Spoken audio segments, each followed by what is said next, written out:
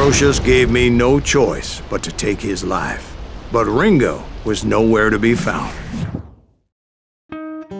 I knew you didn't kill Ringo, because he was found dead in a different location altogether. To this day, his killer is still unknown. Indeed. Took me a few months before I finally tracked his ass to West Turkey Creek Canyon.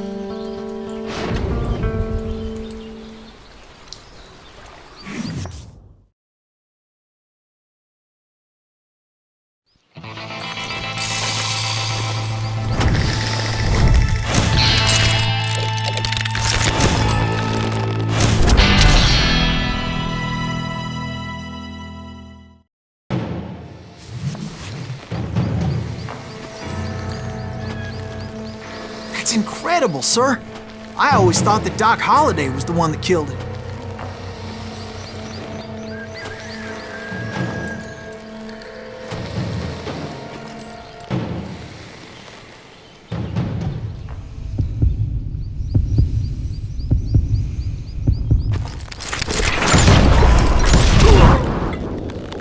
Sorry I had to ruin the legend for you, boy.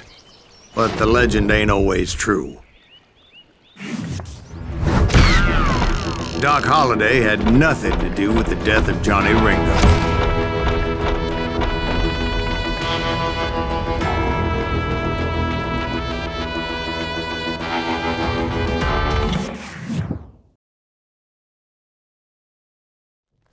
I was paid a healthy bounty for Ringo and Curly Bill, and realized there was real money to be made. That's why I went after Henry Plummer.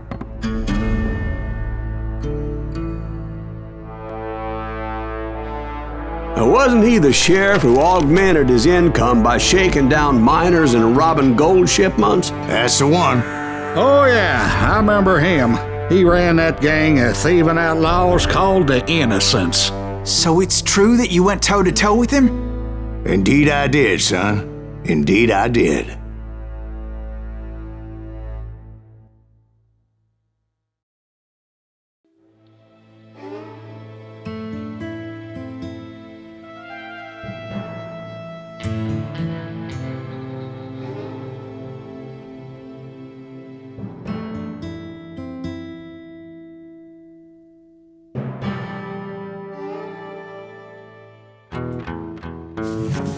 I knew I needed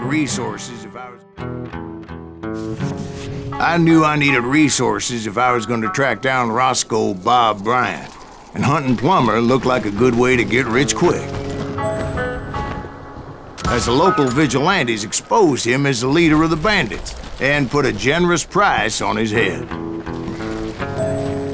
Plummer rallied his gang to plunder one last gold mine before making their escape, and that's where I thought I'd find him.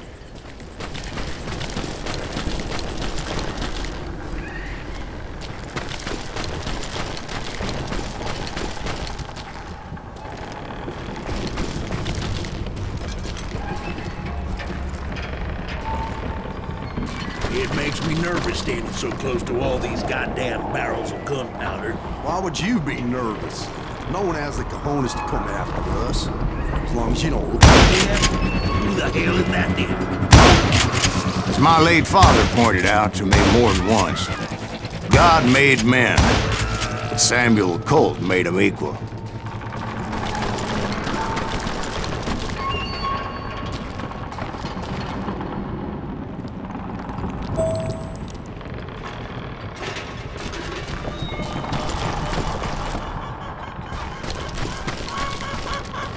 I knew that dynamite wasn't mine, so I decided the polite thing would be to return it.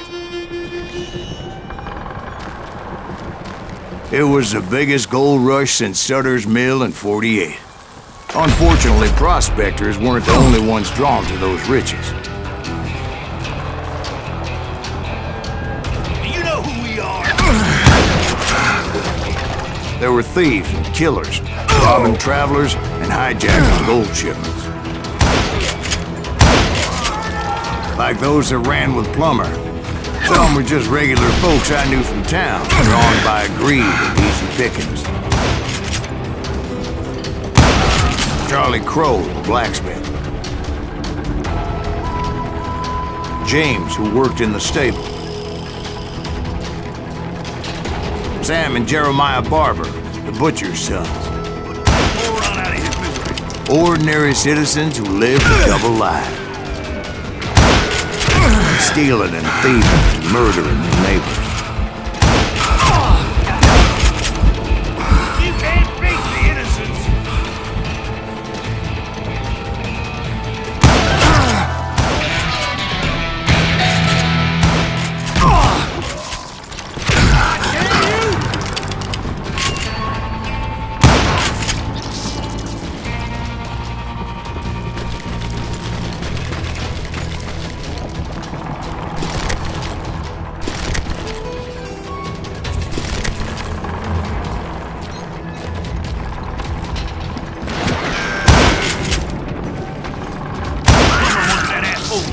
Of course, the rest were veterans of the Civil War. Stone-cold killers trained on the bloody fields of Shiloh and Antietam. Plummer had a lot of men on his payroll. A hell of a lot. That son of a bitch pretended to protect the public with one hand while stealing them blind with the other. I do not deserve to die like this.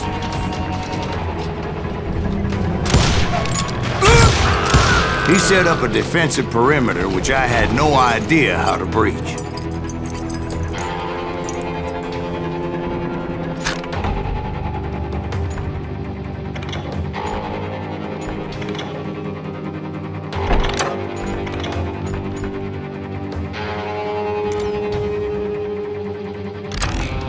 You can't hide forever.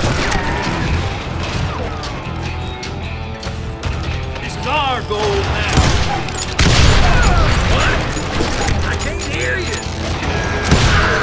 Dangerous, desperate individuals. I was outnumbered and in way over my head, but I was too damn stubborn and stupid to realize it. They must have thought I was touched, or had some kind of death wish, seeing as there were barrels of gunpowder everywhere. One stray bullet, one stray spark, and I'd be blown to hell and gone. Did I have any second thoughts about what I was doing? I thought I was some kind of hero.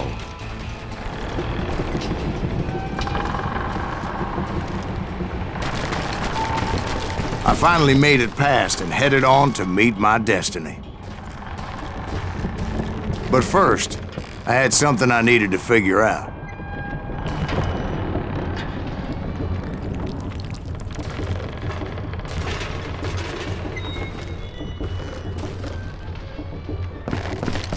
I had a few ideas on how to get into that mine, but once I made my decision, I knew there was no turning back.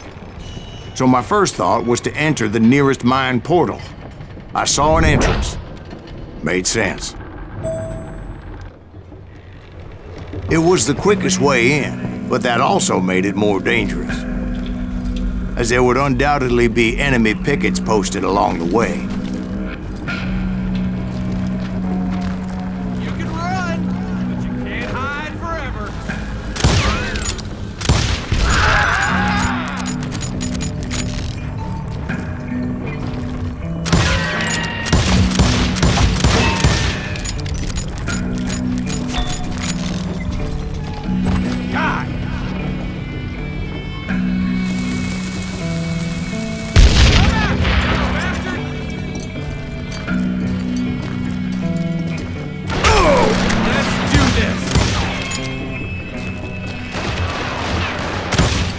I'm putting you down!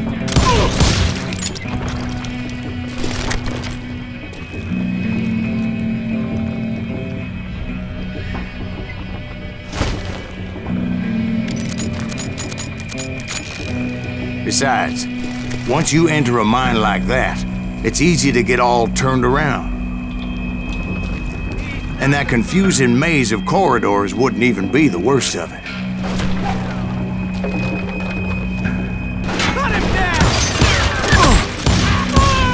Some of those shafts could be as deep as hell.